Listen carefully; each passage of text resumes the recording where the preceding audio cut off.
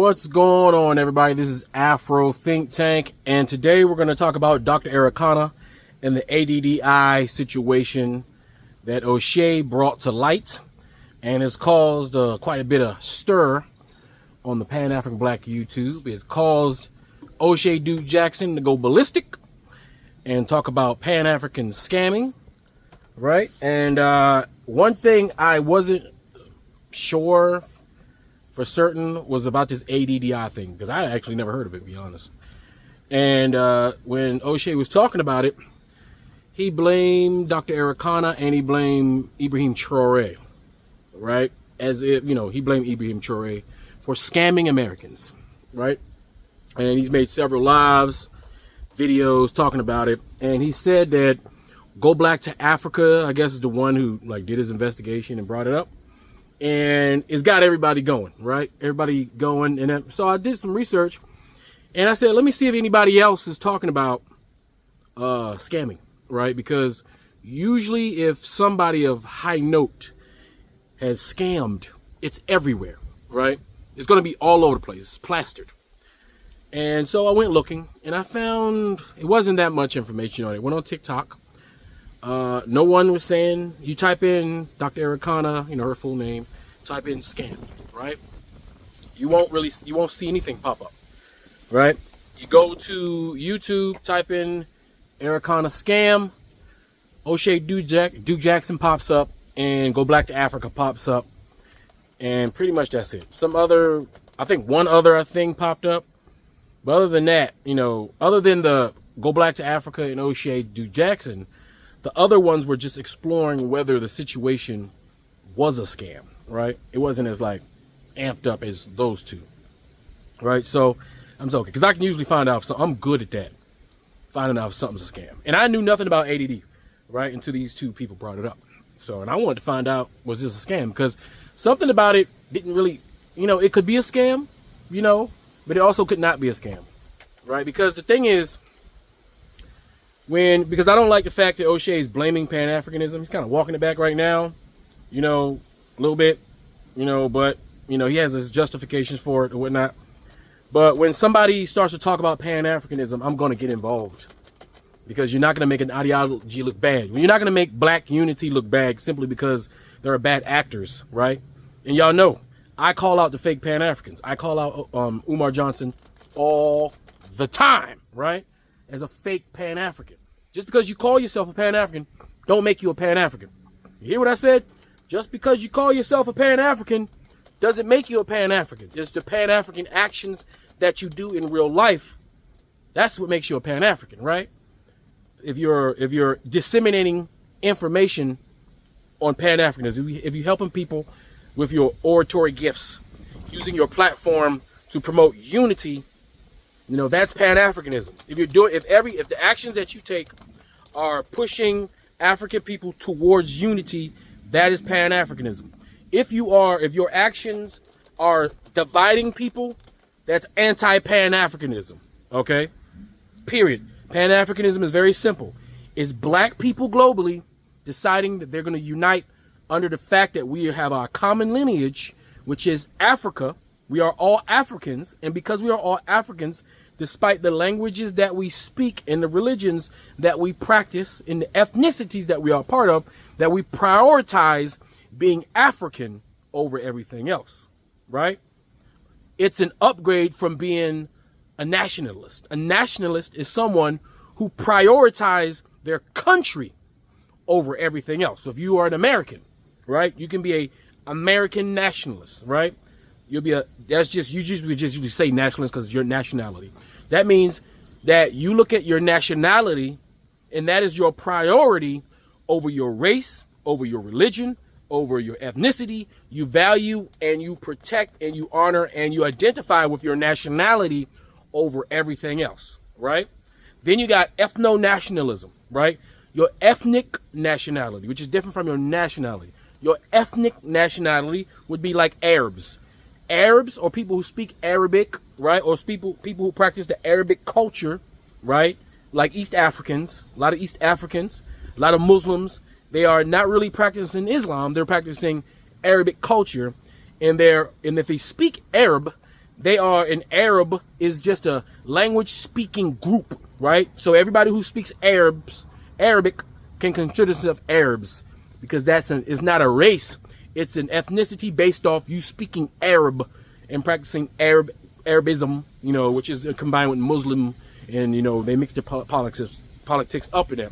That's why you have East Africans who identify with their ethnicity of Arab, right, which they kind of trying to make into a race, kind of, sort of, but it's just an ethnicity over their African race, right? So they prioritize Islam and Arabism over their black race, right? Or you got FBA, Foundational Black Americans. They prioritize their ethnicity as African Americans over their race as Africans. You understand? So FBA, ADDIs, they prioritize their ethnicity as African Americans, that's number one, over their race, the bigger body of African, right? And you got white people, right? Whiteness itself is actually a pan-European concept where white people come together and prioritize their whiteness over their countries, over their ethnicities in Europe. Instead of being Finnish, instead of being Dutch, instead of being German, instead of being English, instead of being Scottish, instead of being Irish, they prioritize whiteness, right? They've created whiteness. That's the ethnicity. And then in America, you have not only your whiteness, but you have your ethnicity as being American. So you got those those Christian nationalists, right? White evangelical Christian nationalists, where they prioritize their whiteness under the guise of Christianity in America, right? But they do work with other Christian evangelicals in other countries, right? But the Christian evangelical white nationalists, they prioritize their whiteness under the guise of Christianity, right? And their politics is to conserve that. That's why they're part of the conservative movement within the Republican Party. They used to be part of the conservative movement under the Dixiecrats, who became the Democrats. But then during the Southern strategy, those white Christian evangelical conservatives moved from the Democrats to the Republican Party. Parties and your ideology are different things. Parties are big tents, and then you got, you know, the bodies within. Just like you got the Democrats, you got liberals, progressives, centrists, and then you got liberals, centrists, progressives, and then you got neocons, and then you got liberals. I mean, super far left. They are kind of liberals, and super far left are kind of different, and progressive. Those are different, even though, you know, for argument's sake, both sides bunch each other up as the same. And the Republicans, you got your conservatives, you got your liberals, which you don't even see anymore. Most of the liberal conservatives have become centrist Democrats because their policies pretty much align up, right? But there are different factions, and there's certain people that prioritize the faction. You got people who prioritize being a Republican over everything, right? So being a conservative Republican is the priority over everything. That's why you got your coon black people who they prioritize their conservatism, and they usually wrap it up with a little bit of Christianity, right? And they prioritize that over their blackness, over their race, over their ethnicity, over that. So people have different priorities or what they believe is to be important, right? I know I'm going off on something else, right? But anyway, so we have this Dr. Arikana, who is a Pan-African. She prioritized the African body, or their African race, over countries, over different ethnicities and religious groups within Africa. She prioritized global black Africanism. That's what Pan-Africanism is, right? And so the argument against O'Shea is that O'Shea Duke Jackson does not criticize people who are ethno-nationalists, people who prioritize their ethnicity, which is tribalism. Like we simplify it by calling it tribalism. They prioritize their ethnicity, which in their tribes, over the greater black African body, right? But his criticism, right, that he has for Pan-Africanism, he is utilizing people who are not Pan-African to criticize Pan-Africanism, right? When O'Shea talks about Kenya and how East Africa is airplanes and tickets and all that stuff. Well, none of those people that he was talking about are Pan-African. All of those people are ethno-nationalists. They are tribe first. They are tribe first over African people first. So his criticisms is not based on Pan-Africanism, it's based on ethno-nationalism that he is describing to those who don't know any better, because he's talking to other ethno-nationalists, which is FBA. FBA is his subscriber base. So O'Shea Duke Jackson's subscriber base are ethno-nationalists, right? So he's describing other ethno-nationalists to FBA who are also ethno-nationalists, but he's calling them Pan-African. And then he has criticism for Ibrahim Traoré, who is an actual Pan-African, and Dr. Arikana, who is a Pan-African, right? Those two are Pan-African. But the problems that he mentioned in Africa are ethno-nationalistic problems, which could be solved with Pan-Africanism. It's not a problem that Pan-Africanism causes, all right? Let's clear that up, all right? Now, Dr. Arikana and the ADDI, which is a movement I never heard of, after doing all of my extensive research, because I actually do my research. So they were paying like $360, like a certain amount of money, like reoccurring thing, and then they pay like a $500 thing. And so the deal was that Ibrahim Traoré, who is the president of BurkinaFaso, right? His government, members of his government said, because of the under the guise of Pan-Africanism, under the spirit of Pan-Africanism, the first set of ADDI members was supposed to be given citizenship, right? Ibrahim Traoré said they should be given citizenship, right? And that was the goal. So as Dr. Arikana was the third party, private, Pan-African, along with other Pan-African speakers and revolutionary orators and scholars, got together, created ADDI, right, with the idea of bringing the diaspora to Burkina Faso, right, to become citizens. That was the goal, right? But as of late, right, the parliament of Burkina Faso said, we're not gonna give citizenship. Now keep in mind, the people paid their money based off citizenship, okay? But the government of Burkina Faso said, wait. At this moment, we would like to change it from giving citizenship to legal residency, all right, which is one step below legal citizenship, right?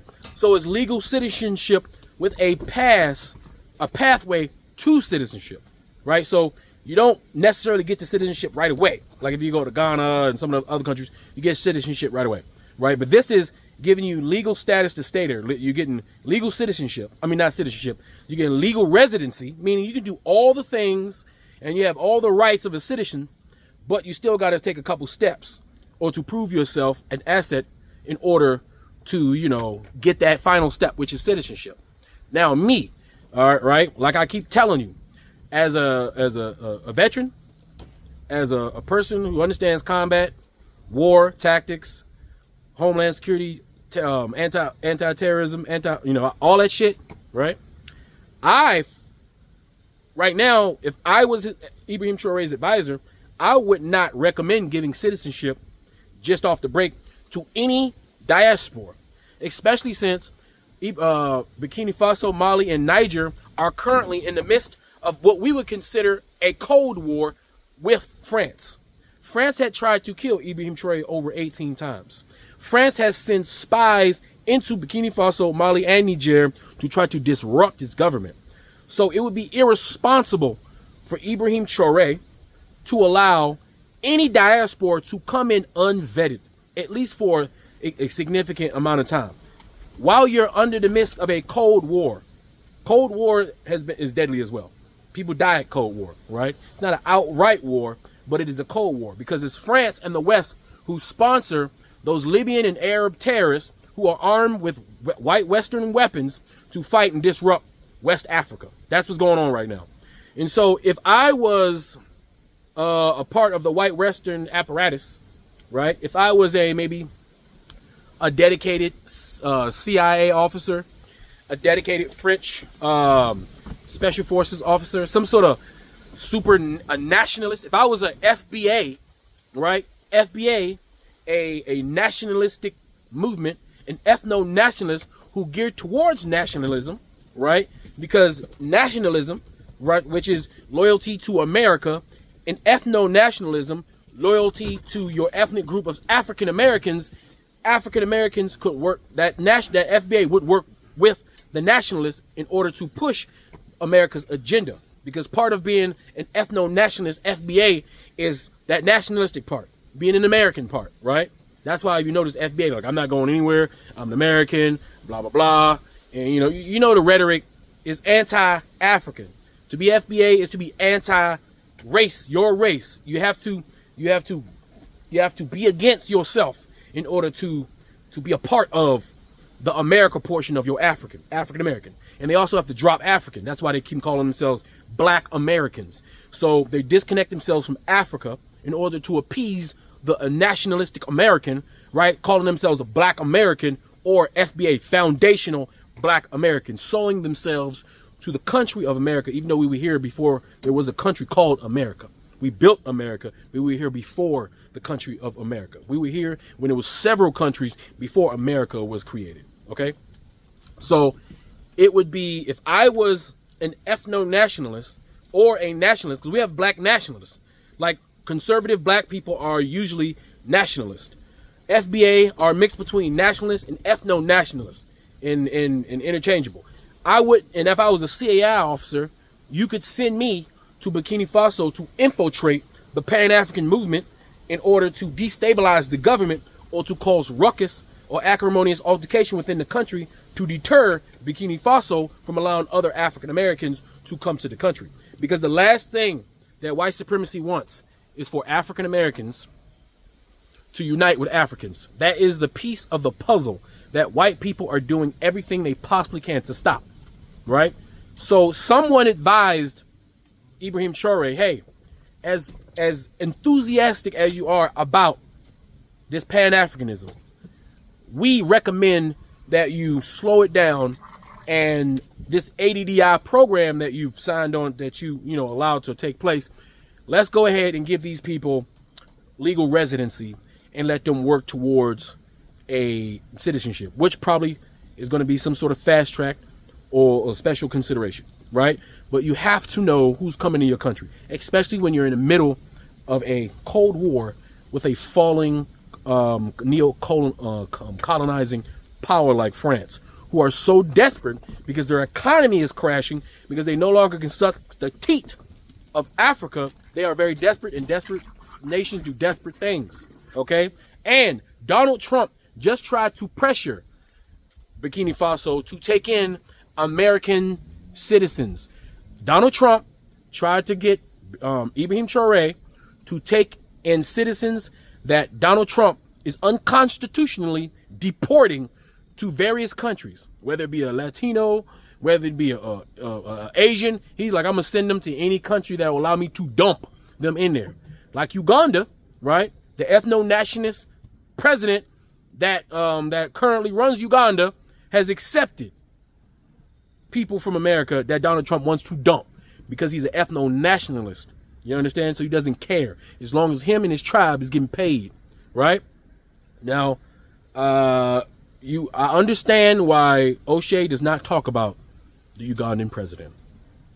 I understand. And no matter what pressure people put on him to do so, it's smart for him not to do so. Because people disappear when you talk about certain presidents.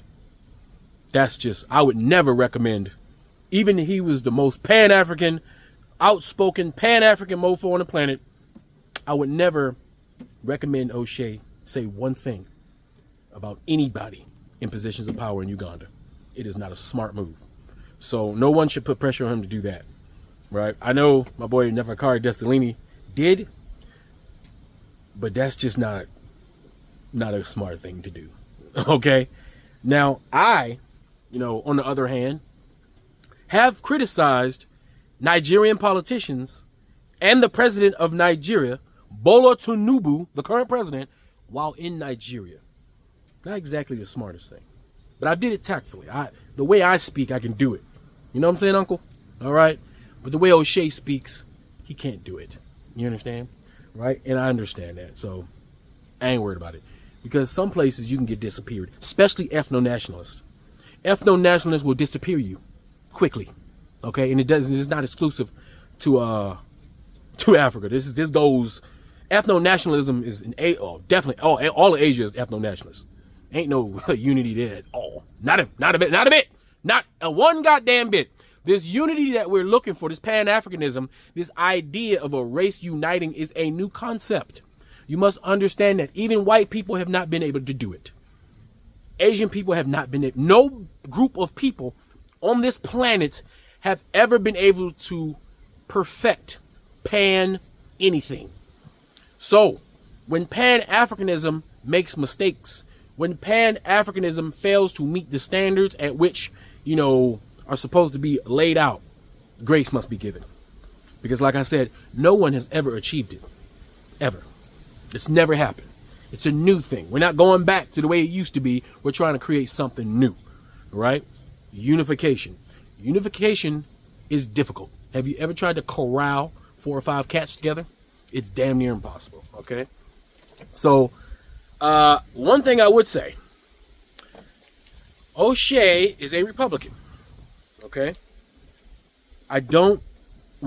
Money-wise, he's a small hat Republican. And there are black people who are small hat Republicans. Small hat Republicans are Republicans who believe in small government and all this stuff, right? But the thing is, he did vote for Donald Trump, who's a neo-Nazi racist. And I don't know how many times he voted for that guy. But that tells me that O'Shea doesn't know much about politics, or he just voted for the Republicans because he's a Republican and he didn't think about his vote, or he supports Donald Trump, the neo-Nazi white supremacist. And he has not criticized the Republicans and all their actions that they are taking to dismantle the African-American community, the FBA community, the ethno-national community, the nationalistic conservative community that he supports. I'm just saying, but, I don't think he's going to address that one, right? But it doesn't seem like it's a scam. It just seems like it's not working out exactly the way that, it was supposed to work out. But nonetheless, the people that paid for it, the people that's a part of the group will end up going to BurkinaFaso, and they will get their permanent residency with a pathway to citizenship, which is an extra step that should have been the way it was. That should have been how it started. The mistake was Ibrahim Traoré being so enthusiastic about Pan-Africanism that he would just give any old black person who can pay $360 here and $500 here citizenship. Because if that's the case, shit, you know how many FBAs, how many black conservative nationalists they could have sent up in Burkina Faso to fuck things up? How many FBA did it take to ruin things for Pan-Africans in Kenya? African Americans have been going to Kenya and enjoying themselves and being in simpatico with the Kenyans for decades. African Americans have been going to Ghana and established communities for decades. It's not something new. It's just that there are a lot of people who are just becoming aware of it, right? But how long did it take the Passport Bros, a group of African Americans who are not very educated or appreciative of geopolitics, of culture, all in of itself? How long did it take a small group of FBA to go to Kenya to make it to the point to where Kenyans are reconsidering African Americans as a partner in Kenya, as a group of people they can tolerate in Kenya? It didn't take very much, right? So think about that. So if you can do that in Kenya with just a couple idiots, what can you do in Burkina Faso with some trained freaking nationalists, some trained ethno-nationalists, some trained nationalist conservative black agents, real agents? We gotta stop calling everybody agent. Like, just because they say something that you disagree with doesn't mean they're an agent. We keep throwing around these words as if it's fact. O'Shea is not an agent. He's just a person. He's not an agent. Just because you disagree with him doesn't make him an agent. He's just a person with an opinion.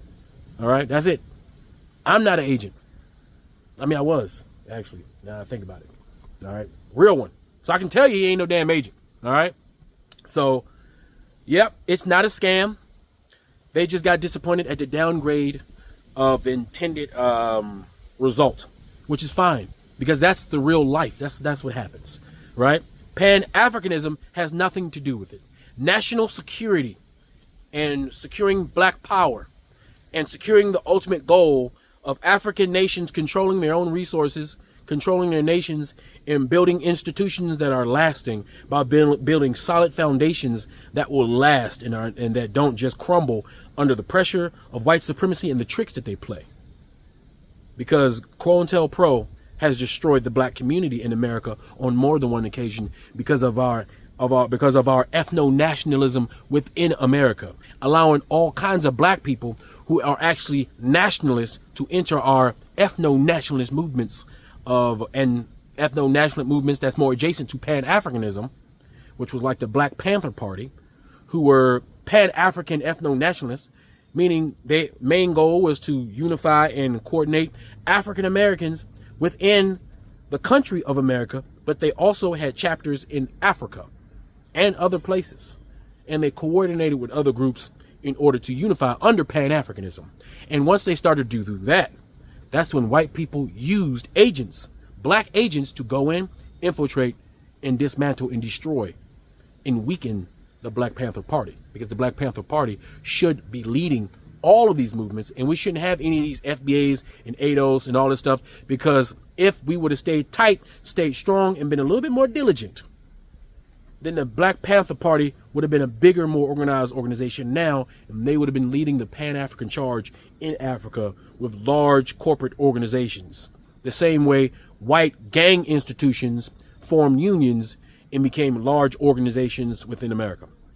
So no, there is no scam. No, Ibrahim Traore and Dr. Arikana are not scamming African Americans. No, BurkinaFaso didn't reject no goddamn African Americans. Those are sensationalized titles for clickbait because people want to get paid by YouTube. Sensationalism and drama sells. Remember that. And you also must consider the source. Go Black to Africa is not a credible source for any information because on many a times he has lied about the things that happen in Africa. He also spreads spreads false religions within Africa, and he spreads mis and disinformation. As nice as of a guy O'Shea says that he is, Go Back to Africa is not equipped to be taken seriously on anything happening in Africa on a governmental or countrywide level at all. You always must consider the source when taking serious information into consideration. Always consider the source. And like I said, Go Black to Africa is not a credible source of information because he believes Africans are Hebrew Israelites. And he believes a bunch of spookism. He believes a bunch of pseudoism. And anybody who pumps pseudoism, spookism, in foreign and Asian religions and has a history of spreading false information for sensationalism for his ad revenue dollars, those people do not have the credibility to be taken seriously by anybody on any level, that on any serious level. Now, if you want to look at his videos to see what's going on in this country and that country and what the food tastes like and what the hotels are saying, sure, he may be qualified for things like that. When it comes to real serious Pan-African issues, a non-Pan-African who's a Hebrew Israelite cannot be taken seriously. Anyway, that's all I gotta say. It's Afro Think Tank. Learn something, teach something. I'm out. Before you go, it's only fair, after all those wild one-sided accusations, that they get to defend themselves and tell their side of the story. So without further ado, enjoy Dr. Arikana and the members of the ADDI themselves tell you what's going on. Anyway, that's all I got to say. It's Afro Think Tank. Learn something, teach something. I'm out.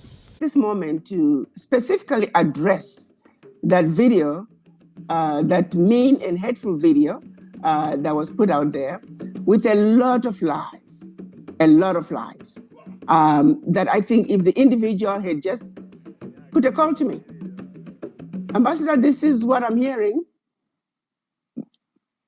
What do you have to say? Before they started spewing lies. lies. And some of the lies are around, oh, she was dismissed from the AU. Do you understand the conditions that I worked under at the AU? Do you understand that I spent my own money for the AU? Do you understand that the first trip that was made by the chairman of the African Union, Musa Faki, when the chief of staff was trying to cancel such an important meeting because they couldn't get him on a flight from Senegal to the US, with 3 days to go, they were going to cancel a meeting of the AU chair with the President of the United States. I paid my own money, $35,000, to get business class seats for the chairman and 5 other people in his team. Do they know that? Why would I take 10,000? When they tried to sabotage me, I have Miss Pan Africa all set up. My contestants are already arriving in DC. I'm out of the country in South America. The sabotage that came out of the team at the mission, they don't pay the deposit, so the event can be canceled. If it were not for the likes of Sister Sylvia, who quickly sent me a message to say, Ambassador, they are canceling the event for non-payment. The man was there. They just didn't want to take the check, which I had already signed and left for them to deposit with the hotel. So what do? The letter was issued. The event was going to be canceled. So I put the charge, $25,000 deposit, on my credit card. When they wanted to cancel a diaspora event in Baltimore, I'm in Egypt. Again, they wait until I'm out of the country. A deposit was supposed to be made. I left a check that was already signed. All they had to do was take it to the hotel. No, they don't. If it were not for another employee at the hotel who happened to be from Zimbabwe, before the event could be canceled, they said, Ambassadors from Zimbabwe, can you please find out why they are not bringing the deposit? So she's the one who called me. And again, I put the deposit on my card. I can tell you, I rented a house 10,000 square feet. AU doesn't have a house in DC. $3,000 housing allowance is what I received. Where do you live in DC for $3,000 housing allowance? I got my own house, 10,000 square feet, so I could properly represent my continent. Everybody thought the house I lived in DC belonged to AU. No, that was my house. It wasn't AU. And then the audacity to say I took money from AU. What a joke. What a joke. I keep hearing about this 10,000. That 10,000 never came to AU. It came to some guy called Constituency for Africa, Mel Foot. My sister, Gloria Hendon, she knew about that $10,000 that Mel Foot received from Chevron. It was supposed to be a contribution towards the hotel during one of the events. Mel Foot claims he was the one who was helping us. He was part of the fundraising team. But he says, oh, Chevron gave them the money after the event. So he spent it for his own event. Mel Foot is who received that $10,000. That was now spun around and made it look like it was something else. Gloria Hendon called Mel Foot and said, Mel Foot, why are you letting Ambassador take blame for money that you took? You need to say something. He refused. Sister Gloria Hendon can tell you that. I can go on and tell you the lies that have just been spun around. The people at the African Union were stealing money. I blocked all the holes that they were stealing money out of the AU. I messed up with their livelihood. So they set out to lie about me. That didn't stop me. I continued to do the thing I needed. I did not go to the AU. If I show you my contract with the AU, I was supposed to make $49,000 a year. Who leaves their work as a medical doctor to go and make $45,000 a year? It wasn't about money. When I went to the AU, I didn't go there for money. I can show you my contract. They graded me the lowest they could grade me because they did not want me to take the job. Those at the African Union. I did not start being paid what an ambassador should have been paid. I only found out over a year and a half later, 5 months before I left the AU, that I was being paid much less than everybody else. Because to me, I did not go to the AU for money. It was the other ambassador who said, no, they're abusing you. Look what they're paying me. I didn't know because it wasn't about money for me. So for anybody to try to say I stole from the AU, what a joke. The truth is there. The people who were with me, they know. They know what was done to me. And people, you choose to spread lies without even trying to find the facts. That mission, nobody knew about it. Even the State Department people didn't even know that the African Union mission still existed. It wasn't until I got there. And I must tell you guys, I get into trouble for defending African diaspora. I'm asked, why do you believe in these people? I hear stories like the continental Africans, they are nothing like poor taxi drivers and home caregivers. African Americans, I'm being told, why do you want to bring these criminals and drug dealers?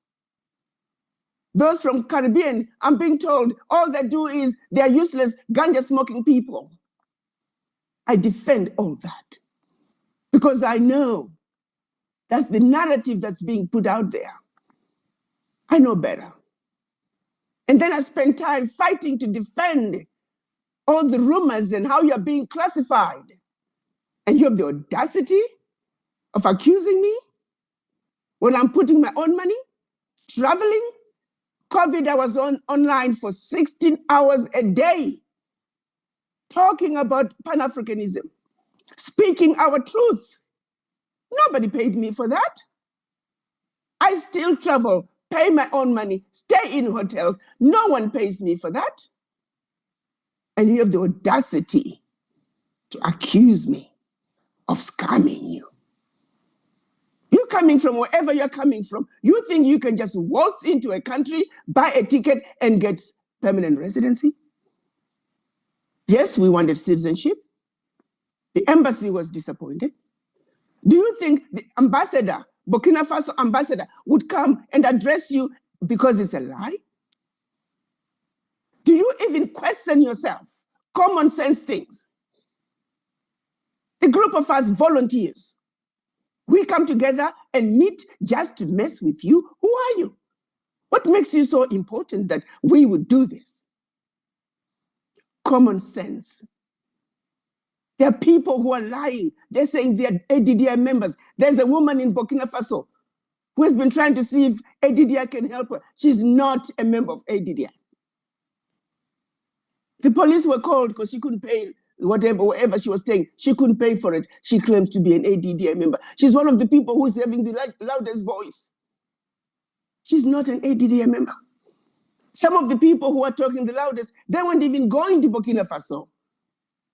But because it's fun to talk, because it's fun to spread lies, that's what they do. Well, guess what? We're not wasting our time with you. We're not wasting our time with you. The truth is out there. Nobody is scamming you. We don't need to scam anybody. I gave up. I had just spoken way back, and they finally paid me $50,000. My team will tell you. I asked them to make a donation to ADDI. So this trip can be a success. We didn't have enough money. 50,000, I said, donate it to ADDI. It could have come to me. And then you have and I'm talking, this happened a month and a half ago. Because I wanted to make sure we have enough money to make this trip a success. And you have the audacity to accuse me of scamming you? Shame on you.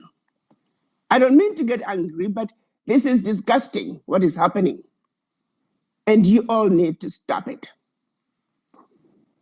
I'll turn it back to you, Sister Judith. Thank you guys for coming. Professor Lumumba, Reverend Maponga, ADDI leadership, members of ADDI, and Friends of Africa, thank you for coming to join us in this very important conversation. Conversations that we are going to talk about who we are as a people. Most of you have been calling Professor Lumumba, you have been calling myself, you have been calling Reverend Maponga, and you were saying, we can't keep talking. We want action. What are you guys going to do? So we got together and the opportunity came to go to Burkina Faso. And we could not have found a better place to come and begin this very important conversation than a country that is actually doing that which we desire. A country that represents what African leadership should look like and must look like and will look like going forward. So we're fortunate that we're going to be going to Burkina Faso as guests of the country, of the government. Yes, we started with citizenship, but this is a country with a government, a country with a parliament, a country whose parliament has decided, let's start with permanent residency. And even that is not something to sneeze at. Where do you go and just waltz in the country and be offered permanent residency? So permanent residency it is. It was the decision of the parliament. We had the ambassador with us week before last, and he explained the process. He explained we started out with citizenship, but last minute our pathway was supposed to be different. Our pathway was supposed to be by presidential decree, but the parliament felt that we should go slow and start with citizenship. It is a permanent residency rather. So it is what it is. We are going to go home to Burkina Faso. We're going to start with citizenship as a pathway, permanent residency as a pathway to citizenship. And those who want to come will come. Those who are supposed to be there will be there. The naysayers with their many accusations about a lie. I don't know why a group of us would meet early hours of the morning to accommodate people in Africa, late hours at night to accommodate people in Africa, just to mess with you, just to scam you of $500, when I am putting my own money to add it to ADDI, so this event can be a success. And then to do all that, and then have people accuse you of scamming them. What a joke. What a joke. My people, you need to wake up. You need to wake up. The facts and the truths are there. The team knows what I go through, the sacrifices I make to make these things happen. Some are even accusing me that I've never met President Traore. That is all a lie. I never took people to Burkina Faso. That is all a lie. Why are we doing this? And then even those content creators who know very well that have been to Burkina Faso, that we met with the president, that he was grateful for what we did, they too are giving that a blind eye. The question is why? I've always known that among us we have some traitors planted to create wahala, like we call it in Africa, drama. Well, guess what? You guys are going to continue your drama, but we will continue to move on with a few. We understand that the building of the Africa we want is only going to be done by a handful of us. The majority of you are going to remain sambos. And you will continue to be used as instruments of your own self-destruction. Continue on that lane. But the few of us who get it, we will move on. You can continue with your lies. They're not going to change who I am. I know who I am. I know what I stand for. The people who've been with me since I left the AU, they are still with me because they know the truth. They know that there are lots of lies out there. They have worked with me and they know what I go through. For you to even have the opportunity to become a permanent resident of Burkina Faso. How dare you accuse people who work so hard to help you? Shame on you. And I'm sorry to say this, but shame on you. Because I know what these volunteers do. And I know what they go through. And you are spitting in their faces for working for you. On that note, I'm going to introduce you my brother, another Pan-African who speaks the truth, who understands the importance of unity among us as a people. That we don't have to like each other, we don't have to love each other, we don't have to agree all the time, but the conversations must begin. And the conversations must be had in good spirit. A spirit of Pan-Africanism, a spirit that says we are one heart, one mind, one soul, one body, as we come together to build the Africa we want. My brother doesn't need any introduction. You all know him very well. He is an African voice. For years, he's been singularly the voice calling out bad leadership in Africa, demanding that we need better. Please join me, put your hands together, and welcome our icon, our own professor, our own true African leader coming out of West Africa, our very own Professor Lumumba. Professor, you have the floor. Thank you very much, my sister. I've had the opportunity of listening to those who have spoken before me. And you know, when I listened, it reminded me of a speech made by Martin Luther King Jr.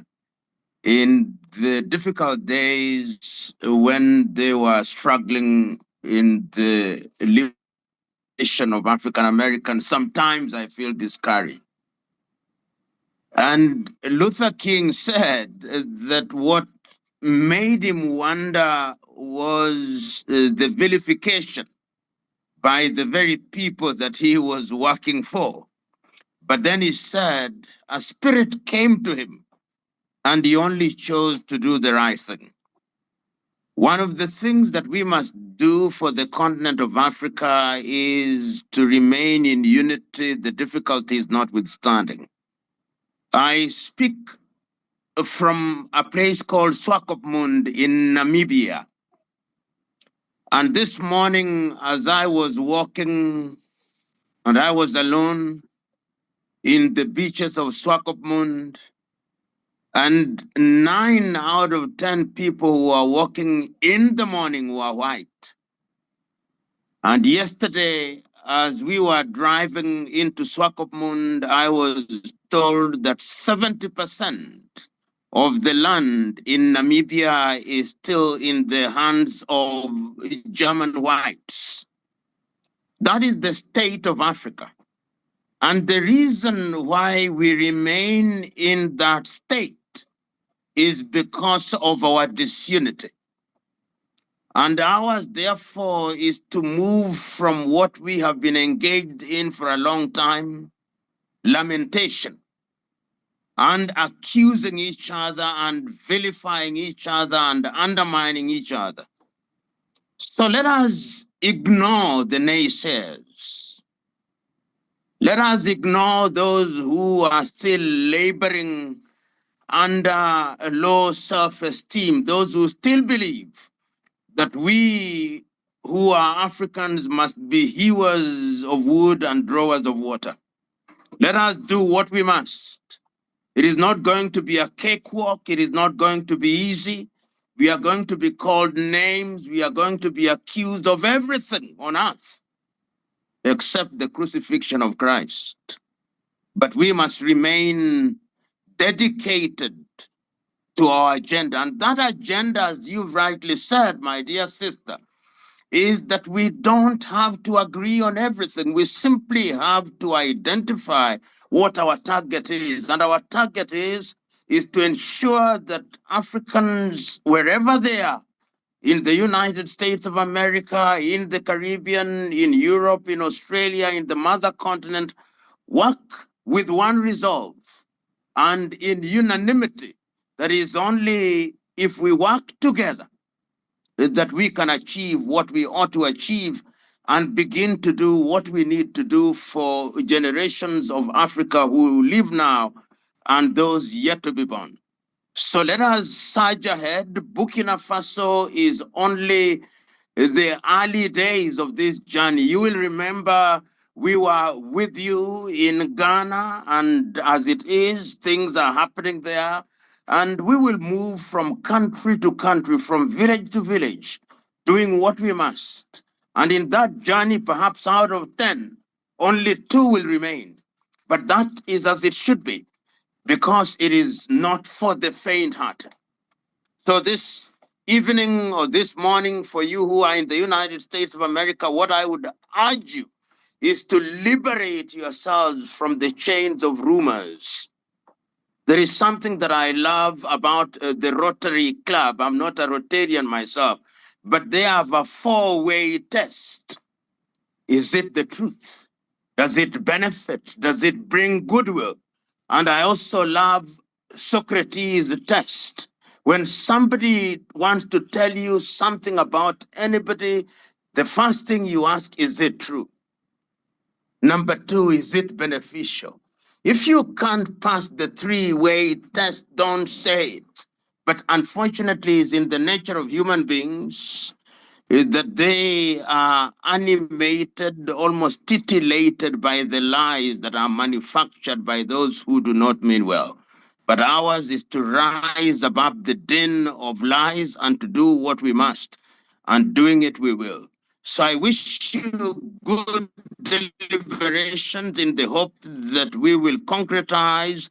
Those who are well-intentioned will be present in Burkina Faso and thereafter in other African countries, and we will make our contribution in making Africa great as it used to be before we were undermined by the enslavers, the colonizers, and now neo-colonizers. I conclude with this.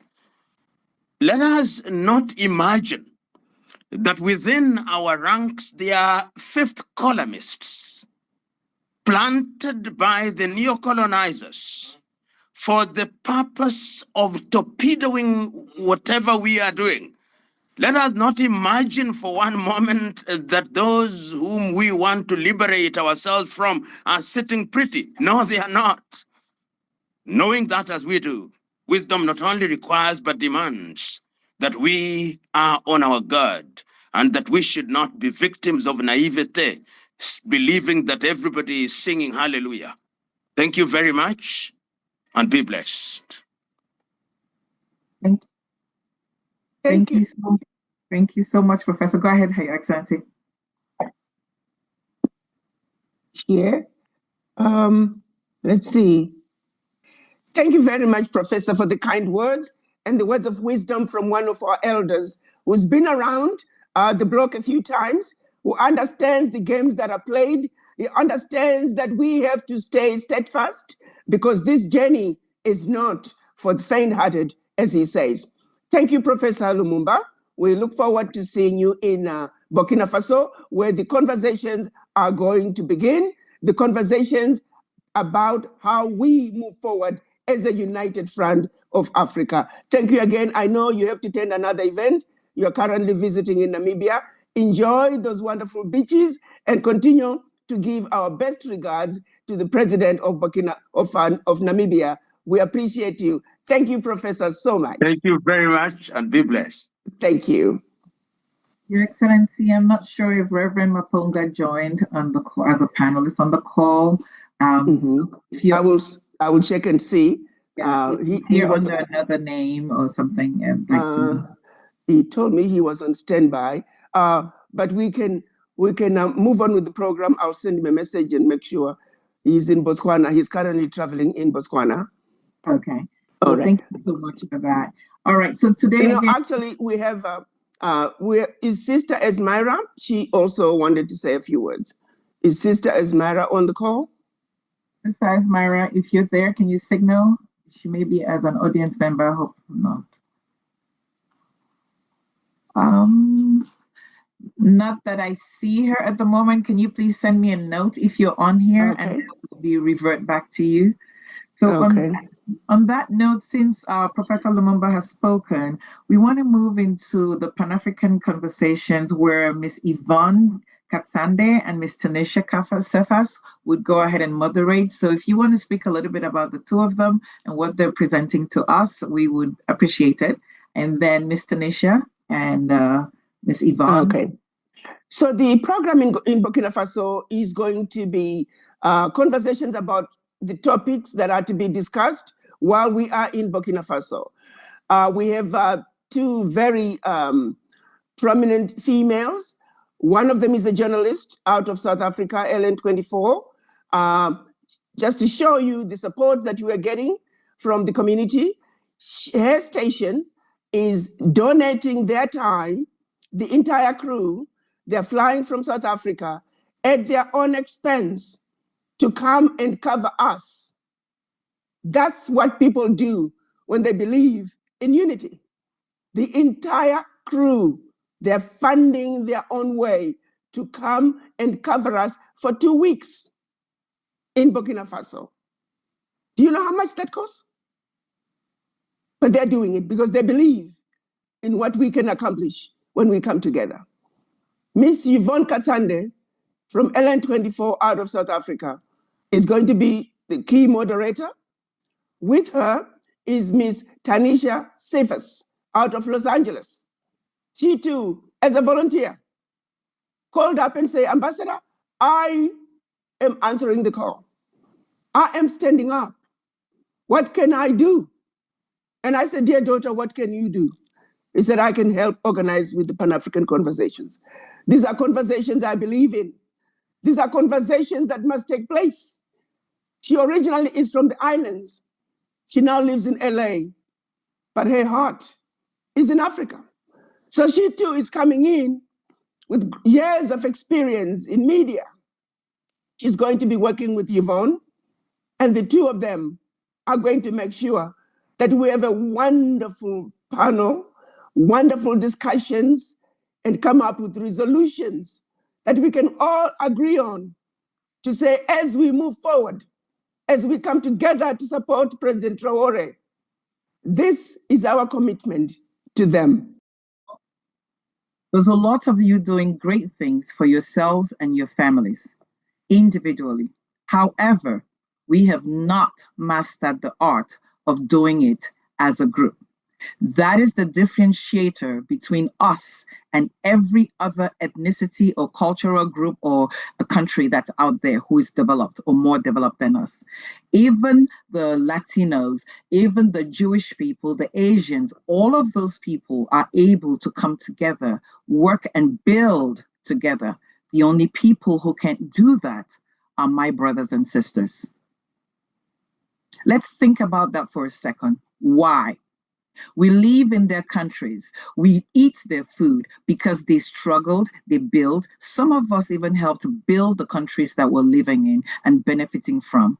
Yet, we cannot support each other to go back and build our continent. Why do we do what we do? So when someone brings a vision to us, when someone gives us the hopes that we could not think of ourselves. When somebody stands up and says, please back me up, I will go to the forefront, I just need some support in the back. Why would we rather stab them in the back? So I say to you today, for those of you who attended the Go to Black call that happened on, I think that was on Friday or 2 days ago, I have no worries with whatever your subject matter was on there. What I have an issue with were the untruths, the misinformation, the fact that you didn't even follow due process. And I think to use the words on the show for the people who attended and who actually spoke, for the individuals who were on that panel, they said they did not do their due diligence. Due diligence. What is due diligence? Due diligence is when you make sure everything you are doing, saying, and or touching is correct. They did not do their due diligence before they went onto that show. Because if they did, they would have understood a few things which I'm going to mention to you today. ADDI was created by Dr. Arikana, Her Excellency, as a vision for us Africans. Everyone who works with ADDI is a volunteer. No one is paid to work with ADDI. I am a volunteer. I do it wholeheartedly because I realize that everyone cannot do the work. Few people are going to do the work that majority are going to benefit from. And it's pretty easy to sit, again, I learned the term in America, Monday night quarterbacking. It's very easy to sit and analyze a football game when you were sitting on your couch and eating your chips. What did you contribute? Do you know how the game works? Can you play? What are we doing for Africa as opposed to Monday night quarterbacking on each other? The second thing I'd like to mention today is character. When you go on a show and defame someone's character without having any proof and without being able to submit any proof or receipts, as they call it now, on social media, you've got to be mindful. I don't think ADDI will be standing here if Her Excellency wasn't the person that she was. Hearsay is a beautiful thing because when you hearsay, you don't have the original information. You don't even know what the information is. You're only hearing say. And anything that's not coming from the person or the source itself, it's hearsay. So I plead with you as brothers and sisters, before you go out there and open your mouth and say something about someone you do not know, make sure you have it directly from the source of the information. The third thing I'd like to say, again, around today's conversations, and I'm hoping some of our panelists will pick up on some of these topics and talk through within what they want to say, is everyone on here within the countries and within the communities you live, you do have rights. If anyone violates your rights, you do know what to do with those rights. You file suits, you do what you need to do. Again, that's part of due diligence. If someone violates you and your rights, you are required, and actually it's your responsibility to actually make sure you exercise your right. One of the privileges we have on here is, as citizens of the United States or whatever countries you may belong to, is the right to vote, the right to vote out anybody you don't want, the right to make your voice heard where you need your voices heard. Make sure the voice you're making heard is on the right side and not for the wrong things.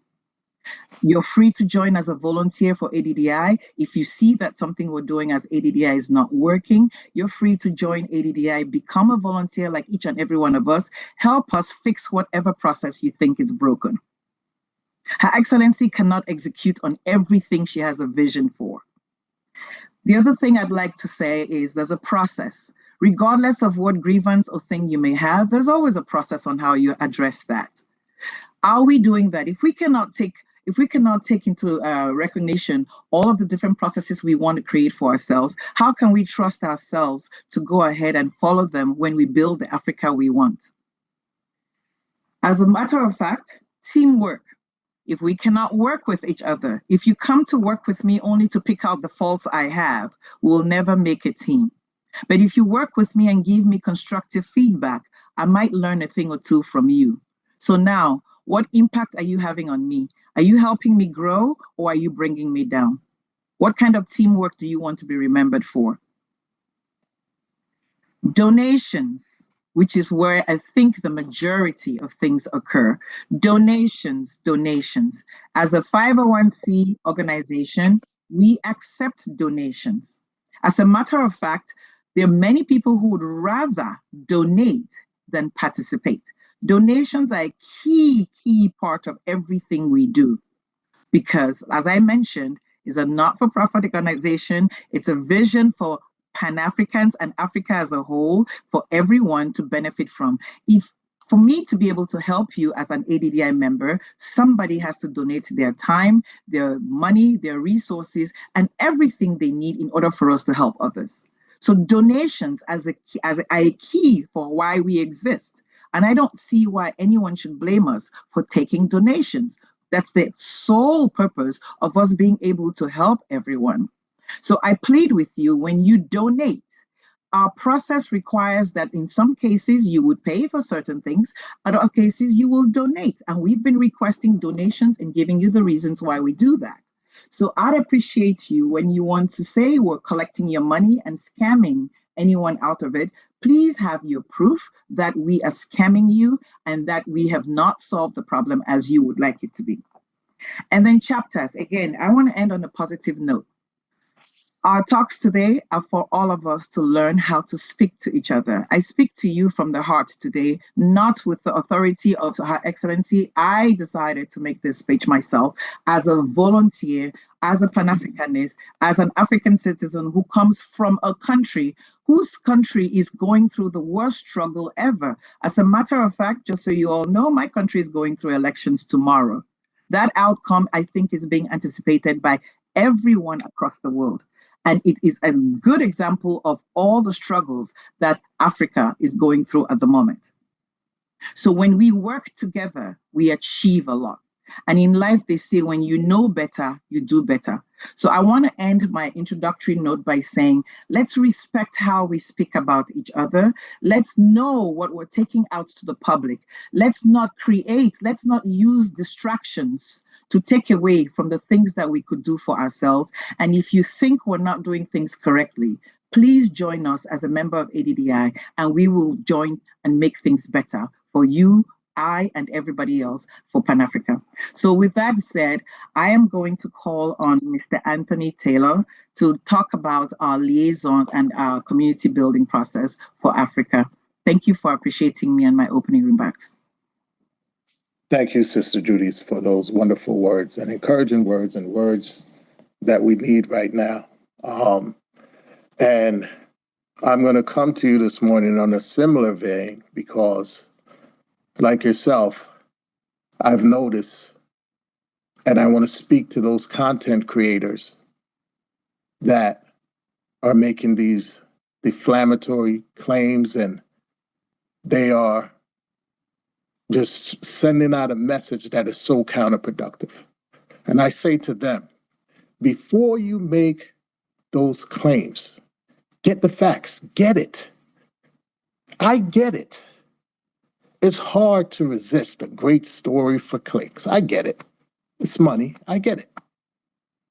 But get both sides of a story, and then you can make an educated determination based on facts, not emotional trigger words like scam or scamming or scammer. The fact of the matter is ADDI members were offered citizenship to Burkina Faso. The key word being ADDI members. The ADDI membership fee is $365 for Americans and the diaspora that's living in Europe. $365. That is $1 per day. For the Caribbean and Africa, it's $100. The $365 membership fee was used to purchase a container full of books and medical supplies to be donated to Burkina Faso. The registration fee you alluded to is $500. Now, if you hop on a plane and you go to, which is your expense, by the way, your plane and your own hotel, ADI is not going to pay for that. That's your expense. But let's say you hopped on a plane and you landed in Burkina Faso. You have to get around, so you know what you're going to do? You're going to rent a car. Well, if you rent a car in Burkina Faso, in Ouagadougou, it's $50 a day. And let's say you rented that car for $50 a day for 10 days. Your total cost would be $500. And good luck finding your way around a French-speaking country. For the same $500, ADDI provides buses for not 10 days, but 14 days. These buses run from early in the morning until midnight. They shuttle our member participants to and from their hotels, to the venues throughout the day and night. Members also receive a backpack with t-shirt, polo shirt, a beret, and a lanyard. It also includes admission into the business showcase and the Pan-African conversations, where dynamic speakers discuss real problems and, more importantly, solutions to the issues affecting our people. These venues for these events, they cost. In addition to that, there's live entertainment, DJs, pool parties, dinners, etc., all included in that one-time $500 registration fee. Now, as far as Wakanda goes, you need financial support from your people to build anything.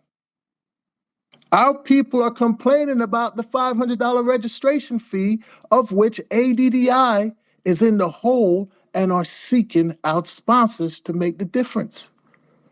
So let's think about this, and you let me know who's robbing who.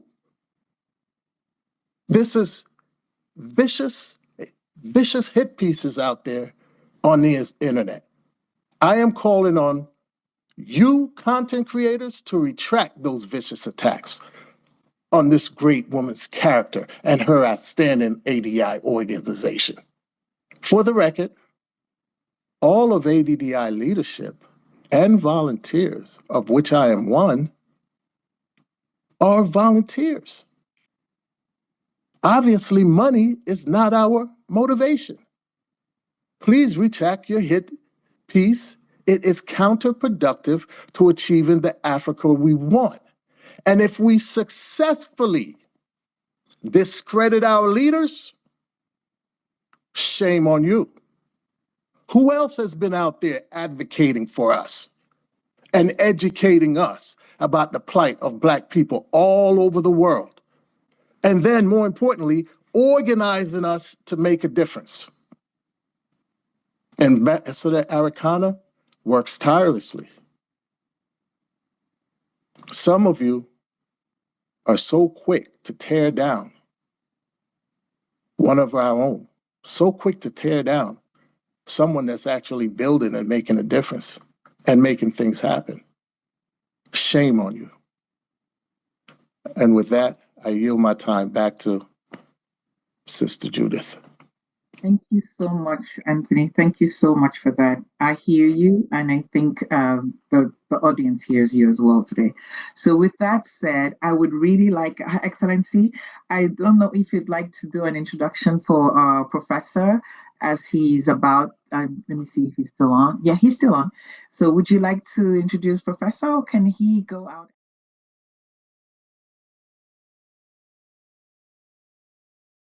Thank you, Africa, Mama Africa. Oh, yeah. You make Africa great. Thank you, Africa. Thank you, Africa.